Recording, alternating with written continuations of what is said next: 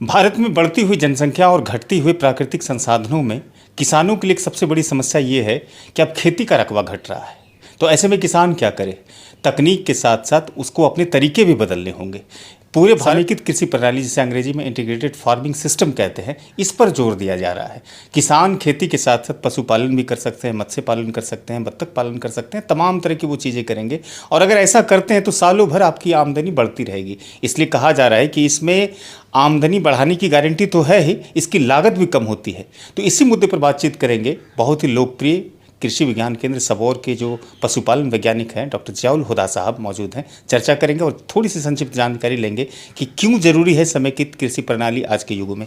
क्यों ज़रूरी है सर समेकित कृषि प्रणाली इस तरह की चीज़? देखिए, आप देख रहे होंगे कि जो समय बढ़ता जा रहा है, हमारा जनसंख्या लोड काफ़ी बढ़ गया है। ज़मीन में उत्पादकता जो होनी चाहिए वो हो नहीं रही है और फूड का रिक्वायरमेंट बढ़ रहा है। ज़मीन घट रहा है, उत्पादन ज़्यादा चाहिए किसानों को और किसानों को हर चीज़ चाहिए और आमदनी घट रही है। तो इसमें जो समेकित कृषि प्रणाली ही एक ऐसा माध्यम है जहाँ पर सस्टेनेबल ग्रोथ, यानी कि एक हम लोग होलिस्टिक ग्रोथ कहते हैं, जहाँ एक टिकाऊ खेती को करना है। अगर किसान उस चीज़ को नहीं करेगा तो बहुत घाटे में जाएगा और इसके लिए ज़रूरी है कि किसान अपनी ज़मीन को पहचाने और नेचर के अनुरूप जो ज़मीन का डिमांड है उसके ही अनुरूप खेती का चयन करना है। बिल्कुल देखा देखी नहीं करना है।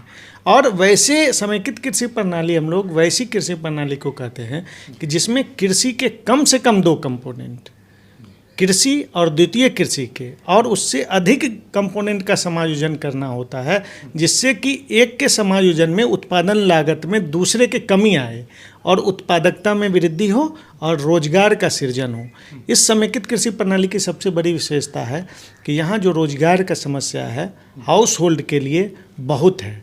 कृषि विज्ञान केंद्र स्थित जो एक 1.5 एकड़ का समेकित कृषि प्रणाली मॉडल है, वो पूरे हमारे भारतवर्ष में एक अद्वितीय मॉडल है और लगभग आप समझ लीजिए कि 1.5 एकड़ के हम लोग प्रणाली में हम लोग 1152 मैन डेज को जनरेट करते हैं। आप मान लीजिए कि हर दिन 3.25 लोगों को हम लोग हर दिन वहाँ पर रोज़गार देते हैं। तो ये रोज़गार की समस्या को भी बढ़ाता है और सबसे बड़ी बात है कि आप सालों भर आमदनी आपकी मिलती रहती है, क्योंकि आप कृषि को ऐसे प्लान करते हैं कि एक चीज़ ख़त्म हो दूसरी चीज़ का उत्पादन शुरू हो जाए।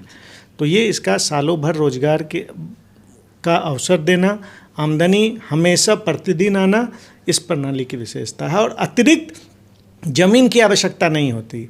और आप इतना चलिए कि ये कम ज़मीन में ही कर सकते हैं। हाँ, बिल्कुल कम वर्टिकल एक्सपेंशन ऑफ एग्रीकल्चर। आप जैसे गांव में देखते हैं ना, शहरों में कि कैसे अपार्टमेंट सिस्टम होता है, उसी तरह बिल्कुल कम ज़मीन में आप देखा होगा हमारे यहाँ के तालाब के ऊपर ही मछली बना हुआ है।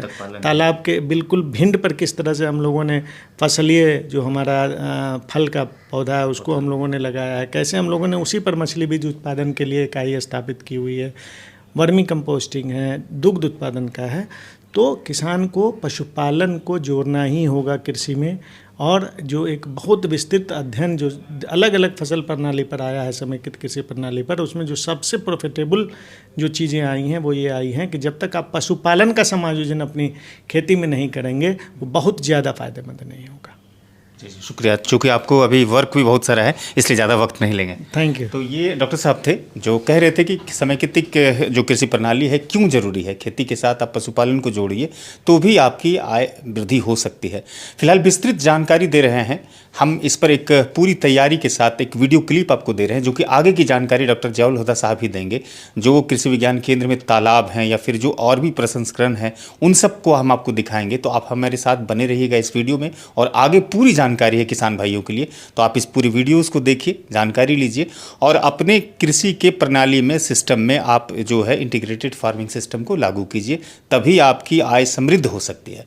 इस जानकारी के लिए बहुत बहुत शुक्रिया। और अगर चैनल पर नए हैं तो सब्सक्राइब कर लीजिए, फेसबुक पर भी पेज है, वहाँ भी जाइए, फॉलो कीजिए, लाइक कीजिए। 2 कंपोनेंट और उससे अधिक कंपोनेंट का समायोजन इस प्रकार करना है कि एक के समायोजन से दूसरे की उत्पादन लागत में कमी आए, उत्पादकता में वृद्धि हो, जीवन स्तर में सुधार आए और सालों भर आपका स्वरोजगार का सृजन हो।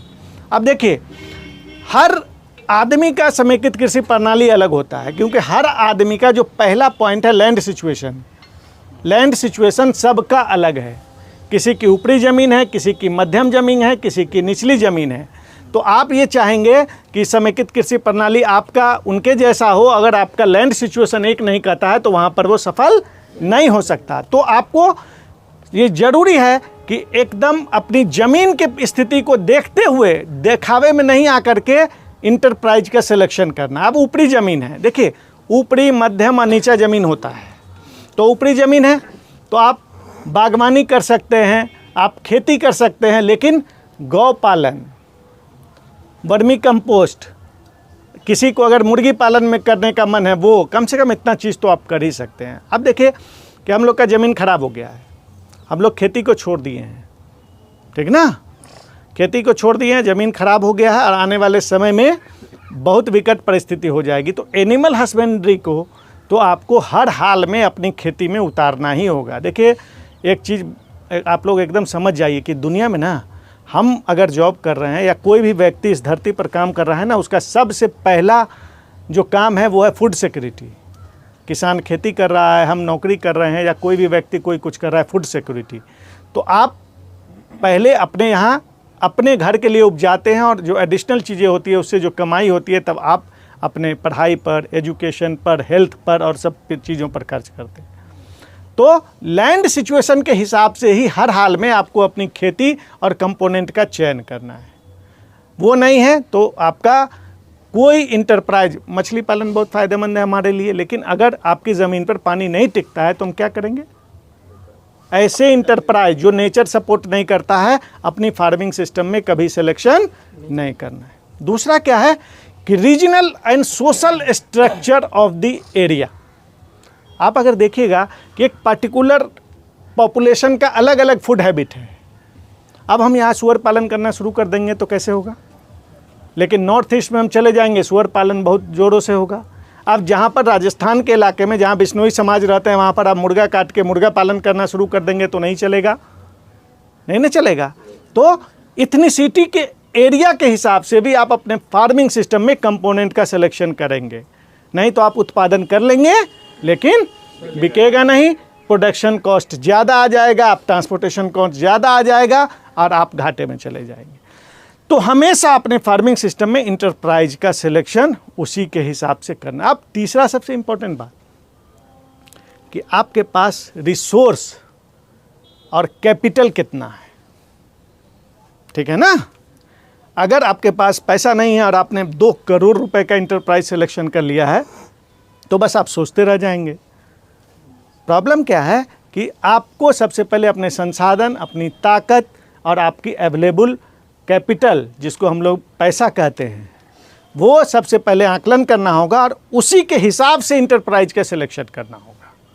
और एक चीज़ आप जान जाइए कि दिखावे में हमारे पास बहुत किसान आते हैं जो बहुत अच्छा, उसने कह दिया कि ये मछली पालन बहुत अच्छा है, उसको कोई रुचि नहीं है और उसने शुरू कर दिया और सब पैसा ख़त्म करके बर्बाद हो जाता है।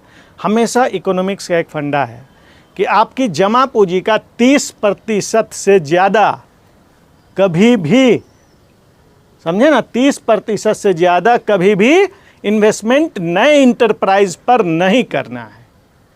अगर करते हैं तो उसमें रिस्क है और आपके पास 2 पूंजी चाहिए जो अगर उसमें अप एंड डाउन आए तो आप उसको संभाल सके। एग्जाम्पल के तौर पर हम आपको बताते हैं, गांव में देखिएगा बड़ी तेज़ी से मुर्गी पालन खुलता है और उतनी तेज़ी से बंद हो जाता है। क्यों? देखिए उसके पास क्या है कि 5 लाख रुपया था, उसने 5 लाख रुपया को लिया और 3 लाख का घर बना लिया और 1000 मुर्गी का घर बनाया और 1000 मुर्गी और उसका खाना खरीद के ले आया और 30 दिन के बाद उसके पास 1 रुपया नहीं है। अब क्या हुआ कि 30 दिन के बाद उसको खिलाने के लिए पैसा नहीं और 30 दिन के बाद वो मार्केटेबल साइज का हो जाता है। 1.25 किलो से 1.5 किलो से ऊपर की मुर्गी जहाँ हुई आप भी नहीं खरीदते हैं, तो औने पौने दाम में वो बेचता है और उसका पैसा 3-4 जगह फंस गया।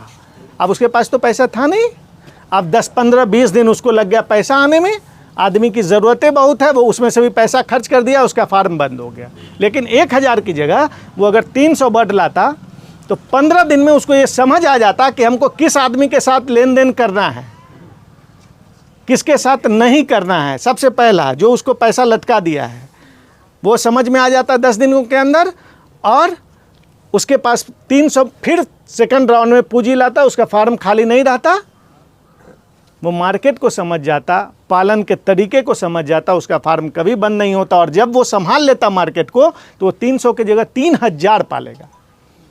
हमारे भागलपुर में ऐसे किसान सब हैं जो 20,000 लेयर फार्म भी करते हैं, जगदीशपुर में है 7,000 लेयर फार्म भी करते हैं, और कोई 5,000 लेयर फार्म खोल के भी बंद कर देते हैं। तो ये प्रबंधन का तरीका है। अगर आप अपनी जमा पूंजी का 30% से ज़्यादा इन्वेस्ट करेंगे शुरुआती दौर में 100%, तो आपको दिक्कतें आएगी। कोई भी नया इन्वेंशन, नया इंट्रोडक्शन इंटरप्राइज का 30% से ज़्यादा लैंड पर मैक्सिमम हम बता रहे हैं, एक बार में नहीं करना है। तो रिसोर्स और कैपिटल के हिसाब से ही हमको अपना काम करना। और चौथा जो सबसे इम्पोर्टेंट बात है, फार्मर्स इंटरेस्ट। भले इस मछली पालन हमारा बहुत ज़्यादा फ़ायदा है, लेकिन मेरी रुचि ही नहीं है, तो जीवन में भी उस इंटरप्राइज का सिलेक्शन हमें नहीं करना। मछली पालन में बहुत ज़्यादा फ़ायदा है। 1 एकड़ में हम लोग 2.25 लाख रुपया मछली बेच करके साल में कमा सकते हैं, जो किसी भी कन्वेंशनल क्रॉप में नहीं होता है। समझ गए? तो क्या फ़ायदा? अगर आपकी रुचि नहीं है, दूसरे के भरोसे रहेंगे, आप डूब जाएंगे। अब देखिए इंटीग्रेशन क्या है, समेकित कृषि प्रणाली का हम लोग जो बताएं। अब देखिए हमने तालाब खोना, ये एक दिन में नहीं बना है। पहले ये एक छोटा सा तालाब हुआ करता था, इस पर जो पौधा है वो लग गया। अब गांव में आप देखिएगा कि इस पर लगभग 200-225 पौधे लगे अमरूद के, और तालाब में मछली है कि नहीं आप तालाब देख के जान सकते हैं। देखते हैं इसका पूरा भिंडा कट रहा है, इसमें लगभग 30 क्विंटल मछली है इस तालाब में, ठीक है। तो वो कट रहा है क्योंकि मछली उसको इससे पिक कर रही है नीचे से, और वो नीचे से ऐसे तो अपना भोजन की तलाश में करती रहती है, ऊपर से भिंड गिरता रहता है। तो गांव में इस तरह से अगर आप अमरूद लगा लेते हैं, गांव में कोई भी तालाब पर देखे हैं? नहीं देखे हैं। तो क्या फ़ायदा? इस पर 50,000 रुपये का हम अमरूद बेच देते हैं, इससे 5,000 पौधे बना लेते हैं इससे साल भर में, तो ये एडिशनल इनकम है। और जब साल में जब पौधा अमरूद का छोटा होगा तो 3 साल बाद फलन देगा, तो इस बीच में आप वेजिटेबल कल्टीवेशन कर सकते हैं पूरा। देखिए अब इंटीग्रेटेड फार्मिंग सिस्टम क्यों, ये प्रश्न उठता है ना कि समेकित कृषि प्रणाली क्यों। तो देखिए कि जब हम लोग आज़ाद हुए थे हमारी आबादी 37 करोड़ थी, आज हमारी आबादी 140 करोड़ है। जो लैंड कल्टिवेबल लैंड था वो कम से कम 10% घट गया है। हमारा जो फूड रिक्वायरमेंट था वो बढ़ गया है, और आपको खाने के लिए सब कुछ चाहिए। तो सबसे पहले आपको ये असेस करना होगा कि आपकी फैमिली को किस किस चीज़ों की ज़रूरत होगी, और कौन सा इंटरप्राइज हम करेंगे, और कौन सी इंटरप्राइज का इंटीग्रेशन करें कि हमको फ़ायदा आ जाए। ज़रूरी नहीं है कि आप सब कुछ इंटरप्राइज करें। आप देखिएगा कि यहाँ पर हम लोग मछली पालन कर रहे हैं, बत्तख पालन है। बत्तख तालाब में तैरता, पानी को ऑक्सीजनेट करता है, उसके बाद जो है उसमें बीट करता है, तो उसमें फाइटोप्लैंक्टन, यूप्लैंक्टन बनते हैं। उसके ऊपर के जितने कीड़े मकोड़े होते हैं, लार्वा, उसको खा जाते हैं। बत्तख को उसके भोजन का प्रतिदिन 20% उस तालाब से मिल जाता है। बगल में देखिएगा कि पोल्ट्री यूनिट बना हुआ है, उसका बीट तालाब में गिरता है। मछली को 10 से 15% भोजन का रिक्वायरमेंट उस बीट से पूरा हो जाता है, और उस मुर्गी घर के लिए हमको कहीं अतिरिक्त जगह की आवश्यकता नहीं पड़ी। जो सबसे बड़ा आज के डेट में कंसर्न है कि ज़मीन की उपलब्धता कम नहीं है, तो 1000 का वो पोल्ट्री फार्म है। तो सबका इंटीग्रेशन है। मेरे पास डेयरी है, बगल में देख रहे होंगे वर्मी कंपोस्ट है, तो गोबर से वर्मी कंपोस्ट, वहाँ यही वर्मी कंपोस्ट हम पूरे यहाँ इस्तेमाल कर रहे हैं। गाय है, उसका गोबर हमें तालाब में यूज़ हो जाता है। और जो मेरा फसल उत्पादन हो रहा है कृषि विज्ञान केंद्र में, उसका जो भी फसल अवशेष होता है वो हम गाय को खिला लेते हैं। तो इंटीग्रेशन। और एक चीज़ आप जान लीजिए, इस दुनिया में कोई चीज़ न काम छोटा है और न बड़ा है। जो हम मध्यम वर्गीय भारतीय वर्ग है ना, इसका नाक बहुत बड़ा है। समझ गया? जो हम सही बात कहते हैं। देखिए मध्यम वर्गीय जो आदमी है, इसका नाक बहुत बड़ा है। इसके लिए कोई काम छोटा है, कोई काम बड़ा है। दुनिया में कोई काम छोटा और बड़ा नहीं होता है।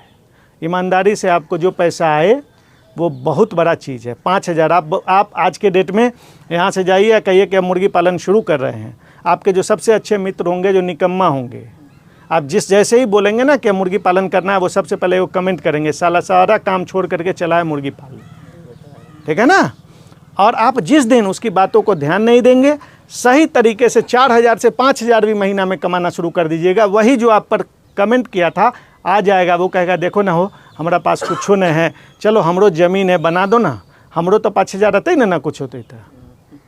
और वो यही आपका तरक्की है और यही सही तरीका है। आप बताइए हम ना कि इस देश का सबसे धनिक व्यक्ति है, अंबानी परिवार है, अदानी परिवार है, उसके रियल एस्टेट में जाइए, वहाँ जो है आपको सर्फ एक्सेल मिल रहा है, झाड़ू मिल रहा है, टमाटर मिल रहा है, अंडा मिल रहा है, जूता मिल रहा है, उसको किसी चीज़ की मार्केटिंग करने में कोई प्रॉब्लम नहीं है। लेकिन आपको, हम लोगों को है, आप उसके जाके खरीदते हैं, आप अपने उस चीज़ को सोच नहीं सकते हैं। तो ये प्रवृत्ति स्टेट ऑफ माइंड, देखिए डेवलपमेंट स्टेट ऑफ माइंड है। अगर आपका स्टेट ऑफ माइंड नहीं बदलेगा ना तो आप नहीं बदल सकते हैं। आपको ये परिभ्रमण करने लाया गया है ना, ये एक आँख खोलने वाला एक कार्यक्रम है, जिसमें कि आप देखिएगा कि आप क्या कर सकते हैं। यहाँ आए हैं, जो चीज़ें देख रहे हैं उसमें आप अपने फार्म को अपने साथ रखिए और अपने खेती को देखिए कि यहाँ से कौन ऐसी चीज़ें हैं जो आप अपने यहाँ समायोजित कर सकते हैं, बस उसका शुरुआत कर दीजिए। अब देखिए हम लोगों ने कैसे किया, 2.25 लाख हम जब मछली से कमाते थे तो हमको एक पता चला कि यहाँ मछली बीज का बहुत डिमांड है, बंगाल पर हम लोग निर्भर हैं। तो इसको हम लोग, ये आप देख रहे हैं पूरा जो फिश हैचरी है, यहाँ हम मार्च से लेकर के अगस्त तक मछली बीज उत्पादन का काम करते हैं। यहाँ मेरे पास जो 6 मेजर कार्प है, रोहू, कतला, Naini, grass carp, silver carp, common carp, सब का बच्चा हम यहाँ बनाते हैं। तो इससे क्या हुआ, और ये छोटा छोटा जो पाउंड देख रहे हैं ना, कमाई वही है, मात्र 3 महीना मछली का बच्चा बनता है और 72 घंटे के मछली के बच्चा को हम लोग स्पॉन कहते हैं, 13 दिन के मछली के बच्चा को फ्राई कहते हैं और 36 दिन के बच्चा को अंगुलिका कहते हैं। किसान, मेरे बहुत सारे ऐसे फार्मर्स हैं जो हम 72 घंटे का बच्चा इसमें निकलता है। सुबह में मछली को हम एक साइड करते हैं, उस बड़े वाले हौदा में डालते हैं, उसमें पानी लगातार चलता है, शाम में 5 बजे सबको इंजेक्शन देते हैं, रात में 12 बजे से सुबह 5 बजे तक अंडा देता है तो दूसरे वाले में आ जाता है और दूसरे वाले से इसका कनेक्शन इसमें है, सूती हापा लगा रहता है, वहाँ से सारा अंडा हम कलेक्ट कर लेते हैं और इसमें यहाँ तक पानी भरा रहता है और इसमें पानी रोटेट करता है और यहाँ 72 घंटा में हमको स्पॉन मिल जाता है और वो स्पॉन हम 1500 रुपये में बेचते हैं।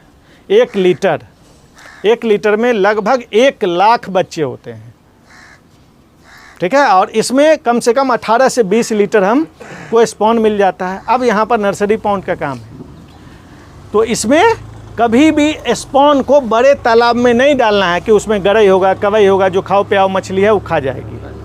तो इसको हम लोग खाली कर देते हैं। जैसे हमको मालूम है कि कल सुबह में हमें स्पॉन डालना है तो आज शाम में 1 फीट पानी डाल दिए। अब देखिएगा ये जाल सब लग जाएगा चारों तरफ उस समय बढ़िया से, क्योंकि बेंग उसमें, मेढक नहीं घुस जाए, क्योंकि मेढक उसमें घुस करके अंडा दे देगा तो उसमें बच्चा हो जाएगा, वो फीड कंपटीटर हो जाएगा मछली के बच्चा का, मछली का बच्चा नहीं बढ़ेगा। देख रहे हैं ना, घास पात बहुत बढ़ता है, तो घास पात हो गया, वीड हो गया हमारे सिस्टम के लिए। तो इसमें मेढक को नहीं जाने देना है, उसको रोकना है और धीरे से उसमें हम लोग स्पॉन डाल देते हैं। 2 लीटर इसमें देख रहे हैं, इसमें 2 लीटर स्पॉन हम डाल दिए और पहले दिन अंडा और मैदा घोल के दे देते हैं और दूसरे दिन से सरसों की खल्ली और राइस ब्रान फुला करके साइड में रख देते हैं। बच्चा वहीं खाता है और धीरे धीरे उसमें एक फ्रेश वाटर, हमारे पास पानी की सुविधा है, फ्रेश वाटर वहाँ डाल देते हैं और उसमें जाता रहता है फ्रेश वाटर, धीरे धीरे पानी बढ़ता जाता है।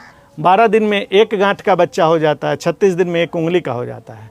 हम लोग 1 गांठ वाला बच्चा भी 1 लीटर देते हैं तो उसमें लगभग 2 से 2,500 हज़ार बच्चा होता है, उसका भी दाम 1500 रुपया लेते हैं। और जब 1 उंगली का हो जाता है तो 350 रुपये केजी देते हैं। जानते हैं 36 दिन में इससे 45 से 50 हज़ार का बच्चा बेच देते हैं, ये 50 फीट या 40 फीट के जगह से। और ये संख्या जितनी होगी उतना ज़्यादा आमदनी होगा। और बिहार में अभी लगभग 275 ये फिश हैचरी है और एक एक किसान आपको साल में 40 लाख 50 लाख तक का सिर्फ मछली का बीज 3 महीना में बेच लेता है। हम डिमांड नहीं दे पाते हैं जितना किसान हमारे पास आते हैं।